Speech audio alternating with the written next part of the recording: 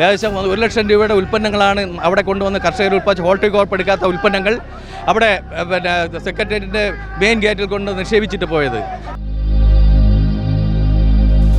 ഇതെല്ലാം കൂടെ കണ്ടപ്പോൾ വിരളി കൊണ്ടാണ് ഈ ഇലക്ഷൻ്റെ വരുന്ന തദ്ദേശ സ്വയംഭരണ തെരഞ്ഞെടുപ്പ് വരികയാണ്.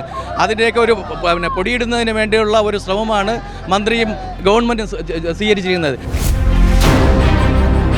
കർഷകർ ഉൽപ്പാദിക്കുന്ന മുഴുവൻ ഉൽപ്പന്നങ്ങളും ഹോർട്ടികോർപ്പ് ഏറ്റെടുക്കുന്നവരെ ഈ സമരവുമായി ഞങ്ങൾ മുന്നോട്ട് പോകും.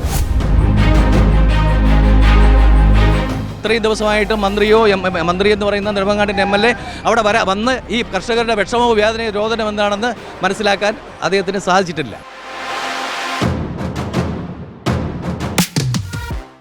നമസ്കാരം. ഇടത് സർക്കാർ ഭരണത്തിലേറിയത് മുതൽ കർഷകരെ കണ്ടില്ലെന്ന് നടിക്കുകയാണോ എന്നാണ് കർഷക കോൺഗ്രസ് ഒരേ സ്വരത്തിൽ ചോദിക്കുന്നത്.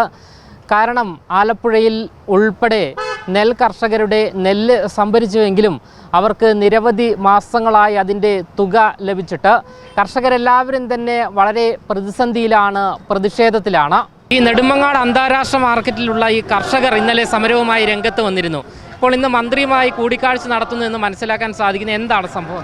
ഇത് കർഷകരുടെ കണ്ണിൽ പിടിയിടാനുള്ള ഒരു ശ്രമമാണ്. കഴിഞ്ഞ 3 മാസക്കാലമായി ഈ സമരം നടന്നുകൊണ്ടിരുന്നിട്ടും കർഷകരുടെ ഈ വേദന മനസ്സിലാക്കിയിട്ട് പോലും നെടുമങ്ങാടിൻ്റെ MLA ആയ ശ്രീ GR അനിൽ, മന്ത്രിയായ GR അനിൽ ഈ ഒരുപാട് നിവേദനങ്ങളുമായി ബന്ധപ്പെട്ട MLAയും മന്ത്രിയും ഒക്കെ കണ്ടിട്ട് പോലും ഈ വിഷയത്തിൽ ഒരു പരിഹാരമുണ്ടാക്കാൻ ബഹുമാനപ്പെട്ട മന്ത്രിക്ക് സാധിച്ചിട്ടില്ല.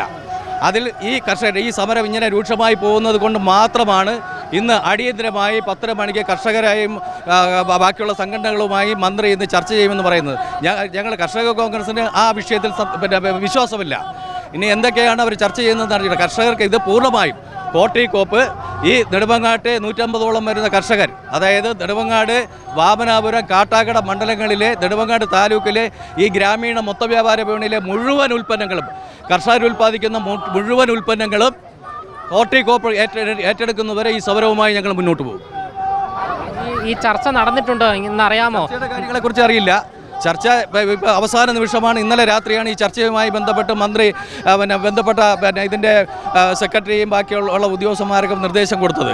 അത് ഇന്ന് ബഹുമാനപ്പെട്ട ഈ മന്ത്രിയുടെ വീട്ടിലേക്ക് ഞങ്ങൾ ഈ മാർച്ച് നടത്തും എന്നുള്ള മെനഞ്ഞാന്ന് കർഷകരുടെ ഉൽപ്പന്നങ്ങളുമായി ഏകദേശം 1 ലക്ഷം രൂപയുടെ ഉൽപ്പന്നങ്ങളാണ് അവിടെ കൊണ്ടുവന്ന് കർഷകർ ഉൽപ്പാദിച്ച് ഹോർട്ടികോർപ്പ് എടുക്കാത്ത ഉൽപ്പന്നങ്ങൾ അവിടെ സെക്രട്ടേറിയറ്റിൻ്റെ മെയിൻ ഗേറ്റിൽ കൊണ്ട് നിക്ഷേപിച്ചിട്ട് പോയത്. ഇതെല്ലാം കൂടെ കണ്ടപ്പോൾ വിരളി കൊണ്ടാണ് ഈ ഇലക്ഷൻ്റെ വരുന്ന തദ്ദേശ സ്വയംഭരണ തെരഞ്ഞെടുപ്പ് വരികയാണ്. അതിൻ്റെയൊക്കെ ഒരു പൊടിയിടുന്നതിന് വേണ്ടിയുള്ള ഒരു ശ്രമമാണ് മന്ത്രിയും ഗവൺമെൻറ്റും സ്വീകരിച്ചിരിക്കുന്നത്. ഇത് കർഷകർ മുഴുവൻ കർഷകരും ഇവിടെ എത്തിയിട്ടുണ്ട്.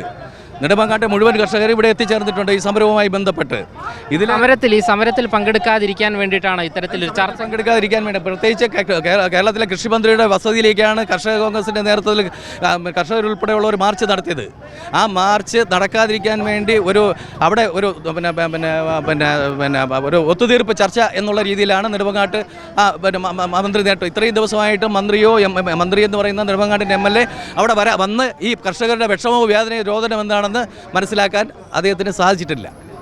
എന്തായാലും ഇക്കഴിഞ്ഞ ദിവസമായിരുന്നു നമ്മുടെ സെക്രട്ടേറിയറ്റിന് മുൻപിൽ ഈ നെടുമങ്ങാട്ടെ കർഷകർ ഉൾപ്പെടെയുള്ള സംഘം 1 ലക്ഷം രൂപയിലധികം വരുന്ന പച്ചക്കറികൾ അവിടെ ഉപേക്ഷിച്ചു കൊണ്ടുപോയിക്കൊണ്ടുള്ള ഒരു പ്രതിഷേധം നടത്തിയത്. എന്നാൽ ഇന്ന് മന്ത്രിയുമായുള്ള കൂടിക്കാഴ്ച നടക്കുന്നു എന്നുള്ള റിപ്പോർട്ടുകൾ പുറത്തു വരുന്നു. ഈ കർഷക കോൺഗ്രസ് നേതാവ് പറഞ്ഞതിൻ്റെ അടിസ്ഥാനത്തിൽ ഈ ഒരു മന്ത്രിയുടെ ഔദ്യോഗിക വസതിയിലേക്കുള്ള മാർച്ചിൽ നിന്നും ഈ കർഷകരെ പിൻവലിപ്പിക്കുന്നതിന് വേണ്ടിയാണ് ഇത്തരത്തിൽ മന്ത്രിതല യോഗമുണ്ട് എന്ന് കർഷകരെ പറഞ്ഞ് ധരിപ്പിച്ചിരിക്കുന്നത് എന്നതാണ് നമുക്ക് വ്യക്തമാകാൻ സാധിക്കുന്നത്. ക്യാമറമാൻ അഖിൽ അശോകിനൊപ്പം അമൽ രുദ്ര, മറുനാടൻ മലയാളി, തിരുവനന്തപുരം.